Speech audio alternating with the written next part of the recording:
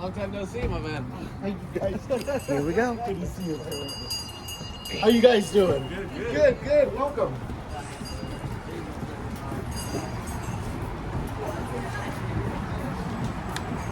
See, Chris and I like this. That's not bad. I know.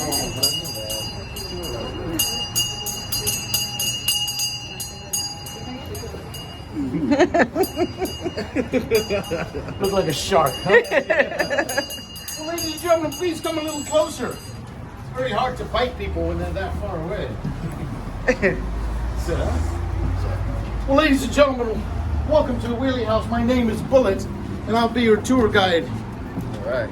for the rest of the tour. Now, if I may inquire, which one of you lovely people, or all of you lovely people, have been to the Whaley House before? 3 of you. The rest of you are virgins. Fantastic. Been a long time for you, huh, sir? Well, I welcome you. And I know that at this present moment, ladies and gentlemen, you are feeling a little discomfort under your feet. And that is because you are standing on hallowed ground. This is a historic landmark. And because of that, we have rules. How do you do with the rules? That's my wife. She'll keep control of me. Well, they're relatively easy rules. Okay. No eating, drinking, smoking, or vaping when in the Whaley House. Are you a vapor? Good girl. Don't do that. Like, oh no. But now, in order to get the most out of your experience today, we ask that you use all your senses. Like your sense of smell, sight, and hearing. But mainly your sense of camera. Take as many pictures as you can. It is the best way to capture the paranormal. As far as your other senses, like your sense of touch, not so much. This is a museum. So we ask that you only touch what touches you first. At that point, well, you're on your own. I'm a little scared. And lastly, taste. Do not lick anything in this house. I'll try not to. Well, I appreciate that. So- Ladies and gentlemen, I welcome you to the Whaley House in 1857. Please, have a seat in our courtroom. There you go. There was a scepter, I guess. And then hit play, hit the red button. Mr. Whaley, we have some soul for you. Holy. Wait a minute, this isn't a museum about whales, dude? I'm leaving. So you're funny. Somebody asked that.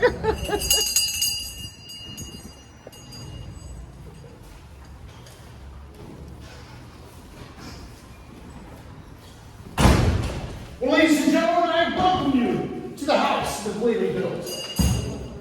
The home was built in 1857, but this room was built in 1856. And why was it built? Well, it was built to house a granary.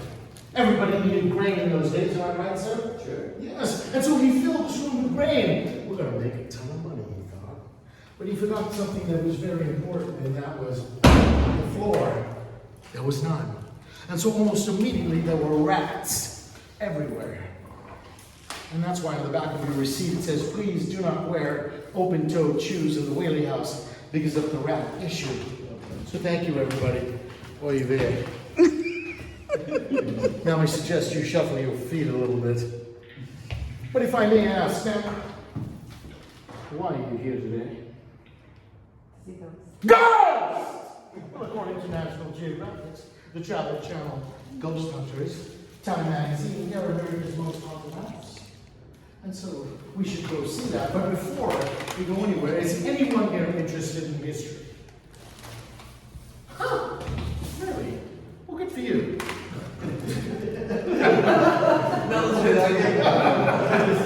Well, ladies and gentlemen, I'll tell you a little bit about this place, or about this room anyway. Obviously, it failed as a granary, so Mr. Whaley would try various other businesses like a billiard hall, a toy store, a Sunday school, but nothing worked. Until 1869, San Diego was growing, so the city of San Diego would approach him and wanted its second ever courthouse. And that's what lies in front of you now. And the last time this courthouse was used in an actual trial was May 17th of 2022. This is an active courthouse and is still used between 1 and 3 times a year. It was used in 2022, and those are the 4 cases that were heard here. No way. Oh. Now, ladies and gentlemen, I've had a good chance to walk around and take a look at all of you, and I can absolutely tell that you're no strangers to the legal system. So you should understand my next phrase, and that is, ladies and gentlemen, please, all rise. Let's begin our tour. Now, if you'd like to take pictures in the courtroom, by all means, but do meet us next door when we're ready.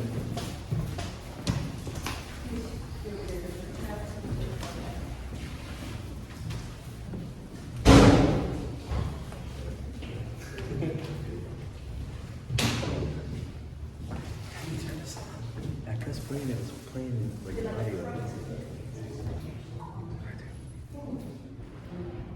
So,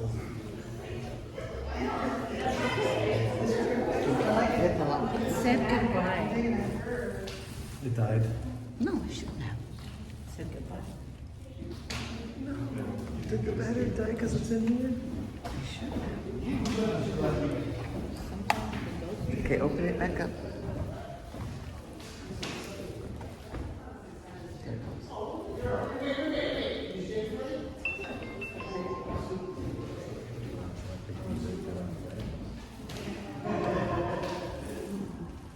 Is it running? I didn't know. It's not recording. Yeah, it's going.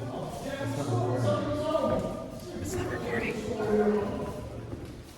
It's not recording.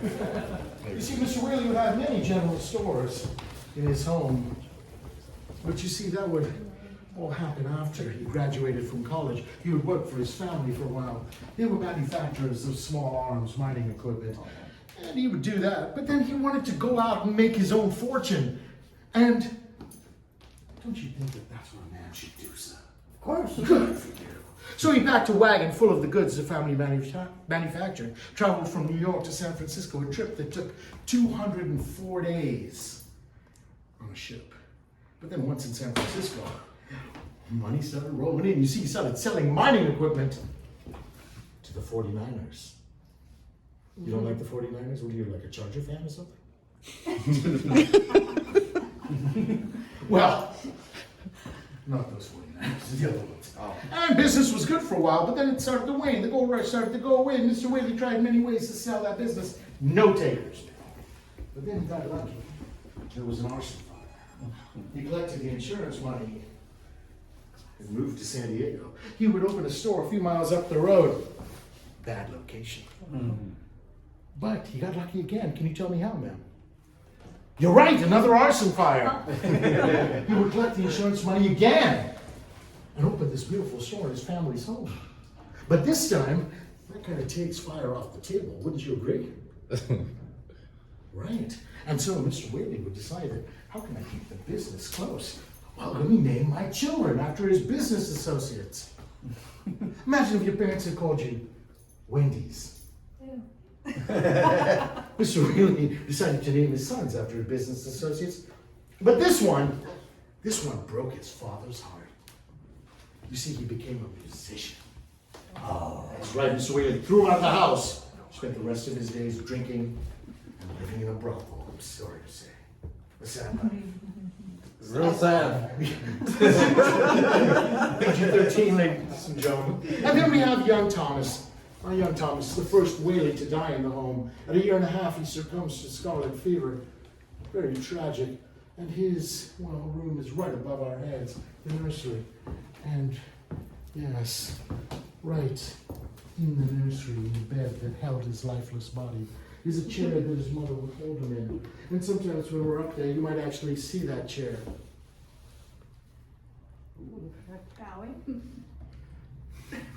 Good one. Rocking chair? There! Thank you. Bowing. You're good. You're a funny cracker.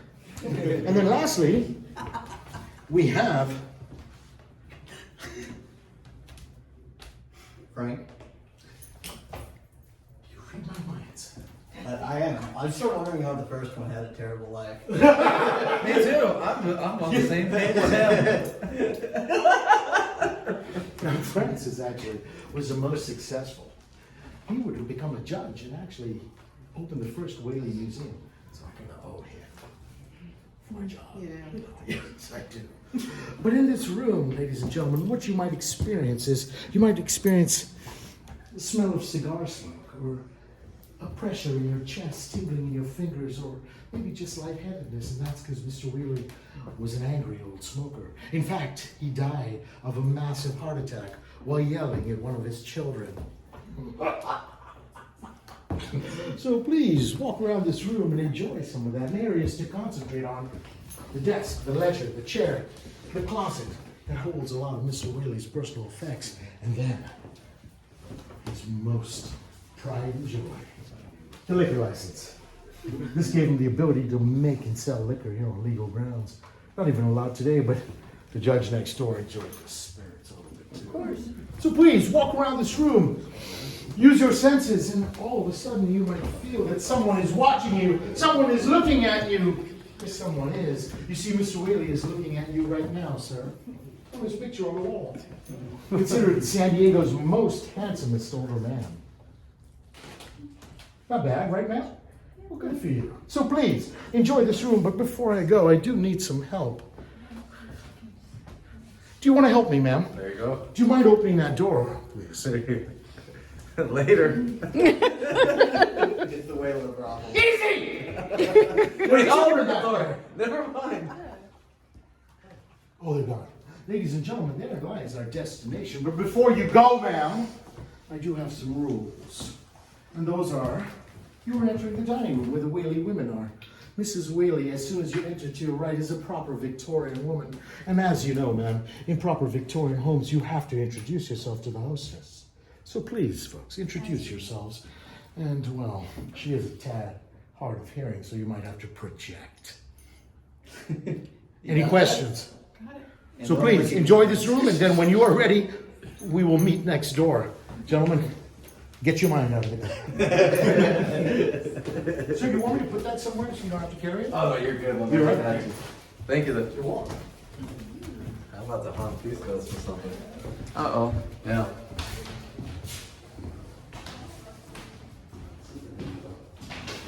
Hey, I'm the rug doctor guy here. I serve in stores, Mrs. Whaley.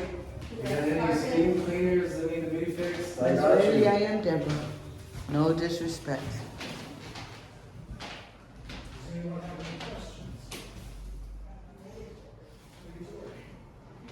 Well, we do have a sale going on sarsaparilla, airtime, and we also have a dollar sale today. Oh, look at the picture. Oh, that's a cute picture.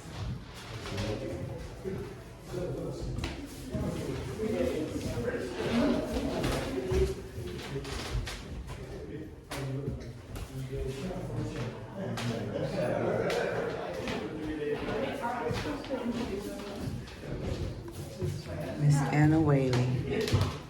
From left to right. Grandmother Mabel Reynolds. Great-granddaughter Marion Reynolds. Grandson Bruce Whaley, Ann Whaley. Great-granddaughter Margaret. And daughter Lillian. That's the hair. No one's having no photographs. Maybe that was the thing. There was no one saying, hey, 1, 2, 3, cheese. Oh, okay. Everyone just going constant. Hi. I was like, wait, hold on. Hey, take it easy here. You okay? Are you blowing a are you whistling? Ladies and gentlemen, welcome to the dining room. Did you all have a chance to introduce yourselves? Yes. To Mrs. Whaley, you didn't. May I introduce her to you? Okay, thank you. Go. That is Mrs. Whaley as a young woman, then as a great-grandmother surrounded by her great-grandchildren, grandchildren, and daughter. Behind you, sir, in the white frame, is the oldest daughter, Anna. Now, Anna was, well, the only one, the oldest daughter named after her mother, but the only one whose children would reach adulthood. Oh, wow. Yeah, next to her is Violet, the embattled daughter. She was the middle one and considered the talented one. In fact, they said she was the beautiful one too. So Please, sir, look away. And then we have Lillian. Now, Lillian is the youngest one and lived in this house till 1953. So a lot of what we have and what we know is because of Lillian and her writings. But there is, well, an entity in this room, ma'am. And that entity is a child, a young child, Marion Eloise Reynolds, great-granddaughter to Mrs. Whaley. You see, she would come and spend a lot of time with her great-grandmother in this room. She lived in a faraway town, ma'am. A town called Oceanside. While visiting one day, she would run into this. Kellogg's ant paste. It's a honey-based poison. Made by the same company that might have given you breakfast this morning. Did you have cereal? Yeah, Kellogg. Kellogg? Yeah, Kellogg, that's cool. In this case, it would be Unlucky Charms, wouldn't it? Now, ladies and gentlemen, you look at that and you think, why would a child want to play with something like that? Is that what you were thinking, ma'am? And that is because in those days, in the cap of that, they would put a bearing. So when you shook it, it rattled. That would denote it as being a poison. But a child would be instantly attracted to it, right? Yeah. And so, you remember when you were 3 years old, yes, ma'am? What was that, about 15 years ago? Mm-hmm. You were playing with this, right? Is that what you were doing? Yeah, exactly. And all of a sudden, the cap would open, and inside was a substance that looked like honey, smelled like honey. What would you do with it as a 3-year-old? And she does. And she gets very sick and then dies 10 days before her 3rd birthday. And her spirit is strong in this room. And well, it tends to attract itself to women. So ladies, please lower your hands. Because she will act like a toddler by grabbing at your clothing or pulling at your hands. So do, please be open to that. Sorry, gentlemen, not so much for you. But don't worry. I have rooms for you. Now, ladies and gentlemen, as we, well, wait for Marion to maybe make an appearance, you guys might have noticed the height of that door. I mean, look where that door handle is. Look at the size of the furnishings. You see, the average height of a man in those days is 5'5", a woman 4'5". Wow. In fact, sir, you would have been Shaquille O'Neal. Now, ladies and gentlemen, I tell you this because we are about to ascend some stairs. And the stairs in this home are a little different than what you might expect in your home. You see, from your home, 1st to 2nd floor is usually about 12 steps. Ours has 17 steps. So you can tell how it would be different. The home that you were in, 2,800 square feet, Southern California's first double-story brick structure, built for $10,000. Now, lastly, the kitchen. It was called the lean-on or the lean-to kitchen. Why do you think it was called that, sir? Let's see. I'll be honest with you on that one. I didn't read that, so I'm not too sure. Oh. Do you have an idea, sir, why it was called the lean-to kitchen? I'm kidding. You'd have to lean in. Lean over. Wow! No. Oh. It's because he leaned down the house. You see, in those days, they cooked with wood. You can't really control the temperature of wood. And so they would, well, if the fire got too big, they would drag the kitchen away from the wall, toss out the flame, and then just push it back in. That's actually kind of cool. It is actually a good idea. Well, ladies and gentlemen, I'm going to leave you alone in this room to enjoy because we are going to be going upstairs. And remember, to the left is the nursery and The bowing. Kathleen, would you bring me that? Tell them it.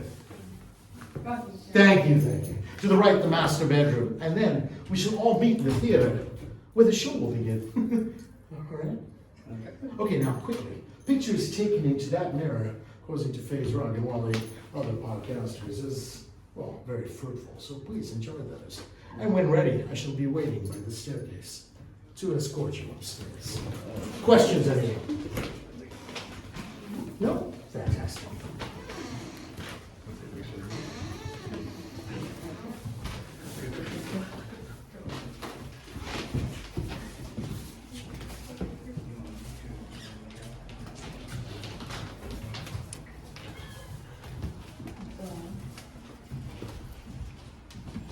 Awesome, here to go. We're going to send the lamb up first? My sister went. Yeah. My sister went to the theater last time we were here, and she literally had to run out of here. Did she? Her heart was coming out. She You almost know, passed a lady out. yesterday, I had to escort outside. Yeah, and the door was locked, and she almost went through the window. She was like, "I'm out of here." She won't come back. Ladies, you doing okay? Yes.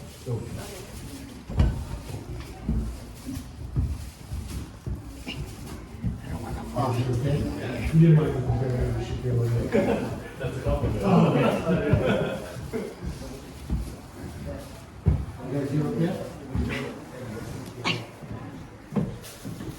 Oh, this is a doll room, I think.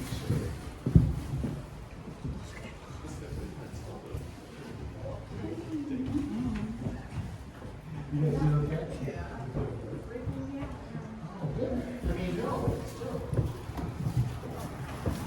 Give me this.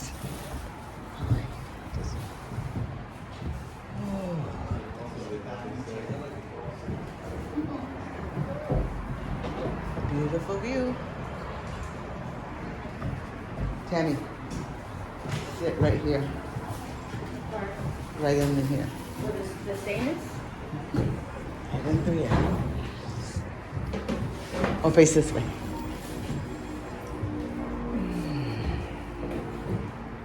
Oh, my heart's starting to take off. Look at. And yours is going off too? This is a little bit. Oh, I can feel it. It was by the stairs.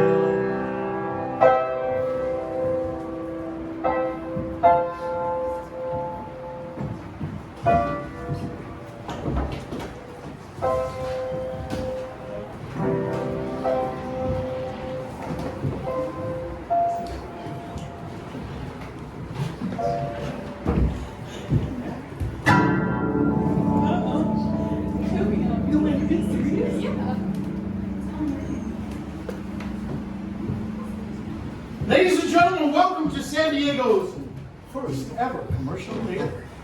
Mr. Whaley would rent the entire top floor of his family's home to the Tanner Troupe, a traveling variety show, for 20 gold coins. And they would turn these bedrooms into the stage, the auditorium had some stairs to the balcony, and the theater was born. They would have all kinds of little skits, a little bit of music. They would also have some drama. There would be comedy too. But the most popular part of the show was the burlesque. All right. You gonna put on a burlesque? Trust me, sir, that would be very disturbing. I'll give you money not to put it on. But it was so popular that opening night, 150 people in this room. And that would go on for a few weeks, but then Mr. Tanner would get sick and die in the third bedroom of syphilis. Where's the fire? And of course, that where there's smoke, there's usually fire, am I right? So they say that, well, the actresses up there like to run their hands down your spine. So don't worry though, they're just acting, you don't really like him. Ladies, a hand on your waist is commonplace up here. Mr. Tanner loved the ladies. So, somebody playing with your hair. They're just acting. They don't like you. Sometimes something, I don't know. Now, ladies and gentlemen, did you all have a chance to look at these other two rooms when you came up here? The nursery, not my favorite. In fact, I get a little weirded out by it. Yes, it is a place of tragedy. But do you guys remember Violet in the oval frame? I mean, I know you said you couldn't keep your eyes off her, but I'm sorry to tell you, she had met the man of her dreams, George Bettalucci, and they were quickly married.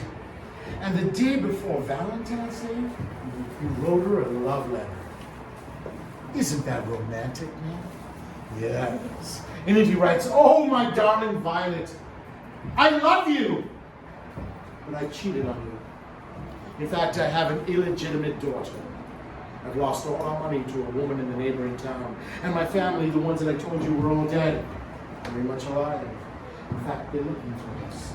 Violet is horrified by this news. She would move back home and seek counsel from her family. Her father would mention the D word. But remember, this is 1885. There's not a lot of D'ing going on. And so Violet would wait. And all of a sudden she would get a letter from her estranged husband, Mr. Bertolucci, and he would say, "My darling Violet, please, please forgive me. Give me 2, 3, 4 more years to redeem myself, and I will take care of you the entire time. What say you, Violet? You forgive me?" How about you, Violet number 2? Violet number 3? 4? That's right. 5, 6? I'll be Violet. I think it's great. Wow, ladies.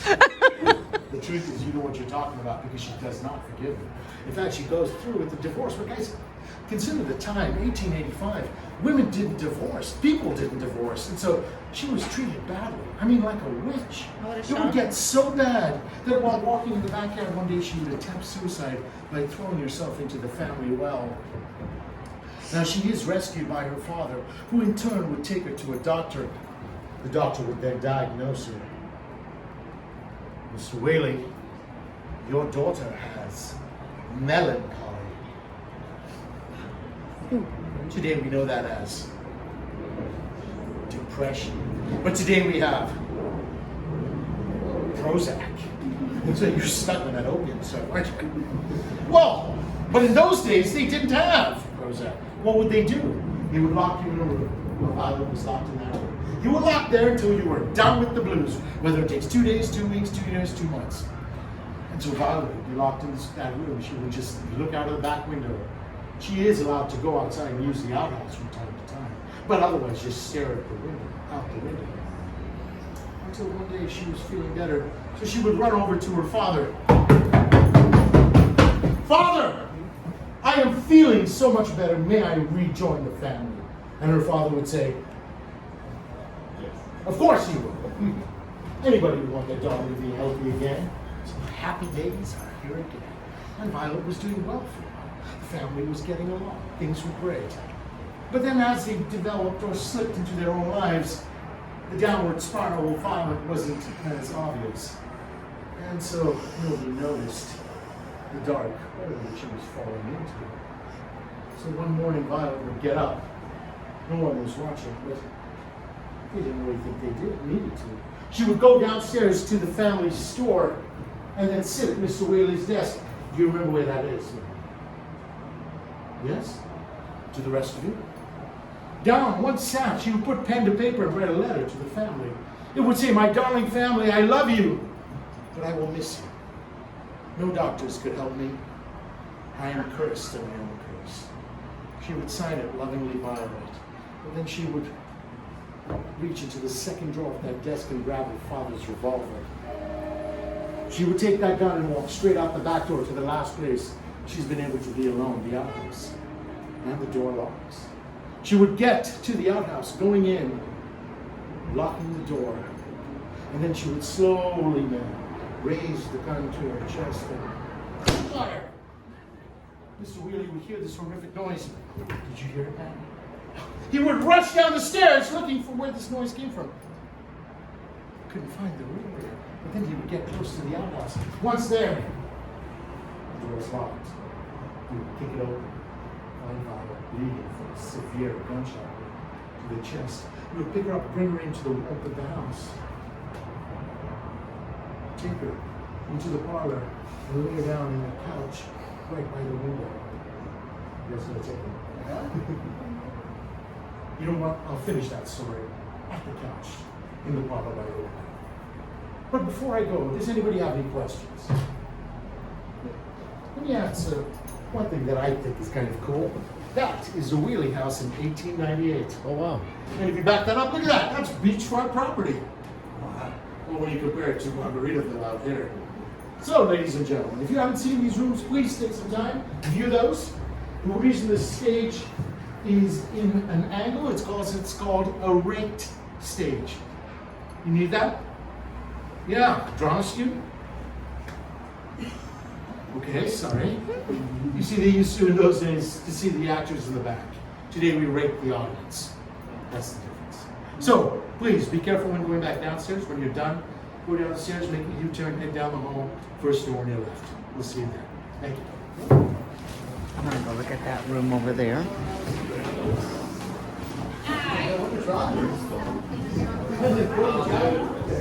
He's tired.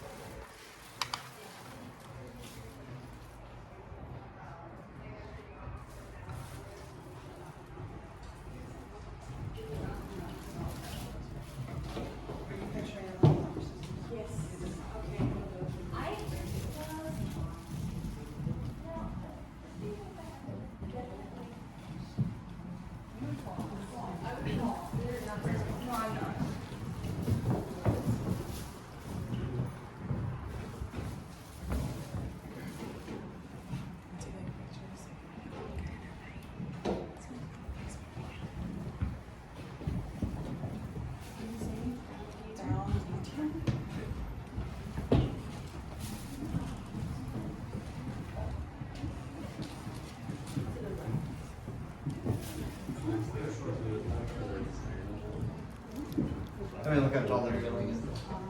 That's not what you say. Not these days.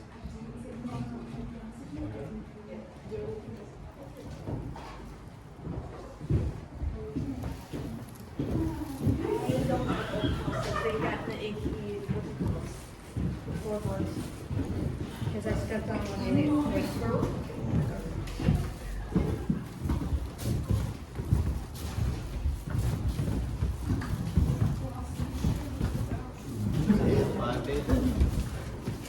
You and your hate, you can talk necessarily.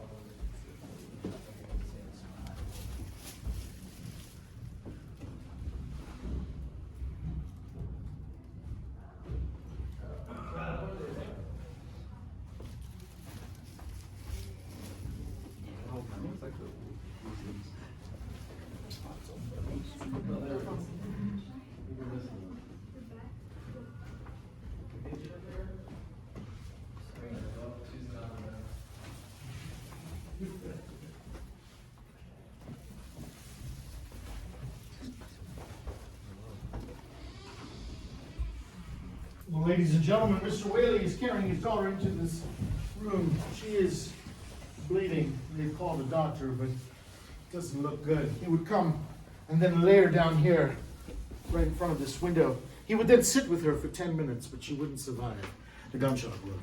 But he said that even when she was awake, she didn't ask for anything, never cried out. And you might wonder, why does this happen at this piece of property? What is wrong with it? Well, it does have a backstory, and that is, this is San Diego's original execution grounds. Men used to be executed right where you were standing then. The last man executed here was Jim Robinson, a notorious horse thief. One day while drinking with a couple of friends, have you ever done that, sir? Plenty. Did you happen to steal a boat? No, don't answer. Jim did. He was caught, tried, arrested, and Well, a trial that only lasted 30 minutes, sentenced to die. And in those days, men were placed on the back of a wagon, the noose around their neck, and they whip the mule, and when the mule pulls the wagon, the man drops, and the neck breaks, and it's fun to watch. And yet, it's because half the community would show up to such an event. Now, on the day that Jim Robinson is to be hung, they placed him on the back of the wagon, they put the noose around his neck, and they get ready to whip the mule. But do you guys remember the average height of a man in those days? 5'5". Yes, Jim Robinson was 6'5". Oh. And so a mismeasured rope would cause havoc. They whip the mule and he starts falling, but his feet would hit the ground. And he starts swinging about an inch off the ground. It would take him 45 minutes to die of strangulation, not of a broken neck. The whole time being witnessed by Mr. Whaley and his cohorts. Mr. Whaley, realizing then that, that is a big mistake, would go to the city, and the city was already considering, executing people in a more humane way. So they chose the firing squads. So this land now is barren, all that's left are gallows and extra wood. Mr. Whaley would approach the city and want to buy it. The city would say, wow, we don't know if we could sell it to anybody else. Let's sell it to this one. Cheap. So they made him a killer deal. $300 for 8 acres. He would buy and build this beautiful home. But in order to prove to the community that he wasn't superstitious, he would build this archway in the exact spot that Jim Robinson swung from. That's what they say that people that lean on it tend to feel a little discomfort in their throats. How are you feeling, man? Can't even say anything, can you? I understand. What about you, sir? You're close. A little warm in the head. What about you, tall one? Don't worry, so those marks on your neck will go away. Okay. I'm never okay. And ladies and gentlemen, even with all that, you needn't worry, because the strongest spirit in this home is Mrs. Whaley. This is her home, built for her. They say the husband and wife marriage, romance novels would be jealous of. And so, please walk around this room and enjoy it. You see, this bump organ belongs to Mrs. Whaley. It's over 200 years old. She would play it on her special day, the 4th of July. Almost everything in this room belongs to Mrs. Whaley. And if you do happen to smell lavender or a sweet perfume, that means she's near. What would you ask her, man? Where she bought the perfume? Wow. Well, please do that. So, ladies and gentlemen, enjoy this room. Take some pictures, and when we are done, we are going to go out these 2 doors to the right, where we're going to go outside and talk about the outside of the home, what grows under our feet, above our heads, and what goes woof, woof, woof, woof in the night. Any questions? Please enjoy the room. I will meet you outside whenever you're ready. Thank you. Take a picture of me, John, by the porch. Maybe go next sentence. Hopefully you can see something in it. You get it. There's a lot of glare.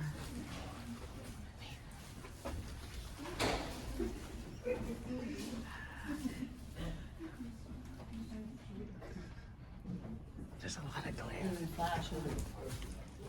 That's That window there has a glare. There you go. Let's see what we can do now. It's on. See if it'll flash.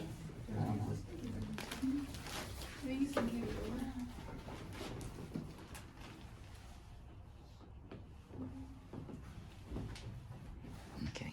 It'll flash. Oh, I think her I dress. closed Did it. you see that? Her dress is in there. That's In a, cool. like a case. This room used to be open. Yeah, it was. I don't know what they got it done. There was also rooms upstairs. More. That was it. And it's closed now.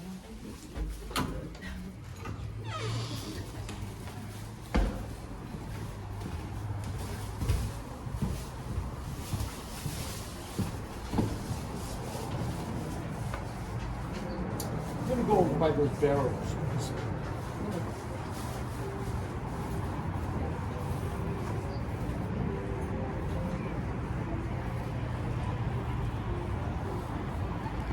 Pretty interesting stuff so far. A lot of knowledge.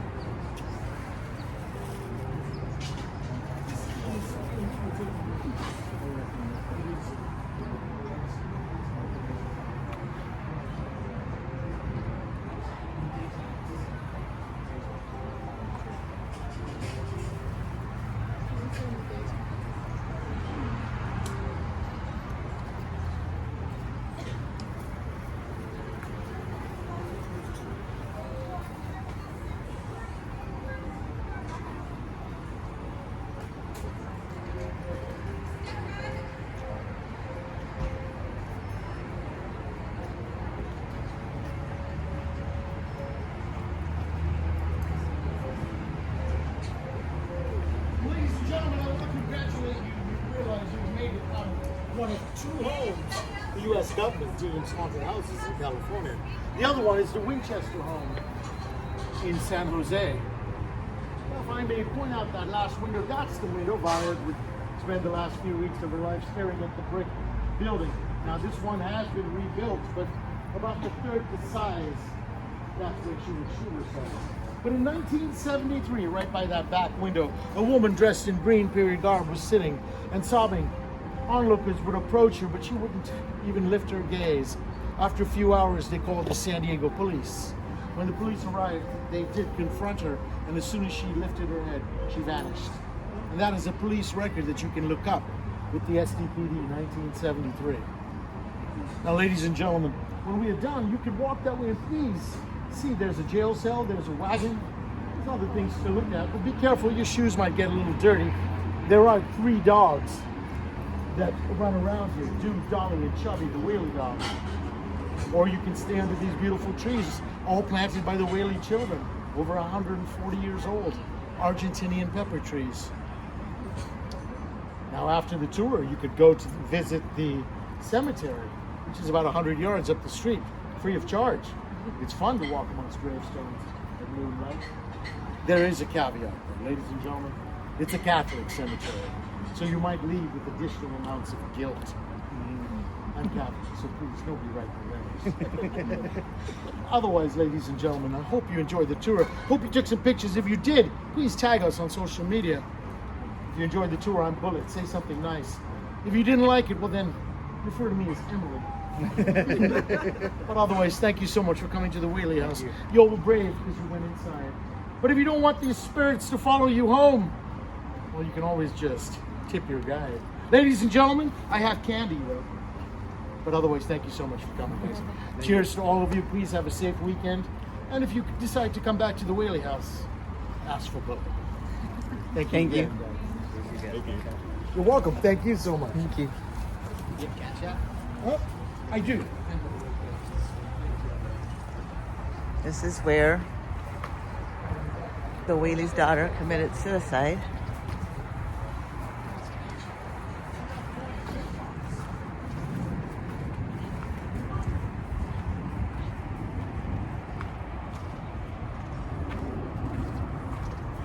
Holding cell.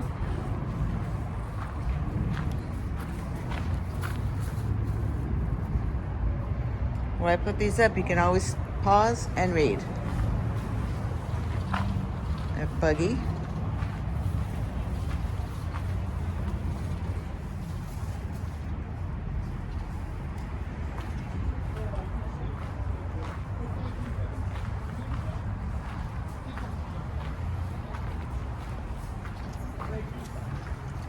Does anybody want to see a picture of a ghost?